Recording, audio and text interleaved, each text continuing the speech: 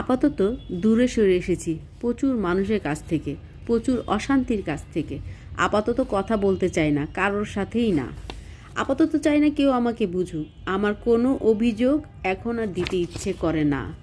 আপাতত আমার সম্পর্কে মানুষের কোনো ভুল ভাঙাতে ইচ্ছে করে না, আর মানুষের মিথ্যে শুনতে ইচ্ছে করে না।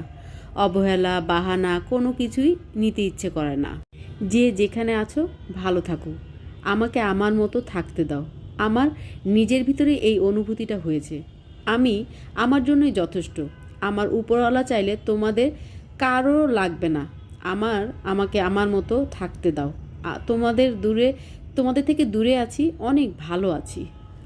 আমি আমার এই লাল শাকটার ভিডিও শর্ট ভিডিওটা আপনাদের দিয়েছি। আমার আসলে শাকটা খেতে খুব ভালো লাগছে। লাল শাক আমার খুব পছন্দ। লাল শাক আর পুঁই শাকটা আমি খুব পছন্দ করি। এই দুইটা শাক বেশি খাওয়া হয় আমার। আর সরিষা শাকটা খুব মজা হয়, শীতের দিনে সরিষা শাক খেতে খুব ভালো লাগে। আপনারা আমার পাশে থাকবেন, লাইক কমেন্ট শেয়ার করবেন আমার ভিডিওটা। আমিও আপনাদের সবার ভিডিও দেখবো ইনশাল্লাহ। সবাই সবার পাশে থাকবেন। আমরা যদি সবাই একসাথে কাজ করি, একসাথে চলি, সবাই ইনশাল্লাহ দেখবেন আমাদের একটা বড় একটা ফ্যামিলি হবে। আর যার ভিডিও সামনে আসবে সবাই সবার ভিডিও দেখবেন।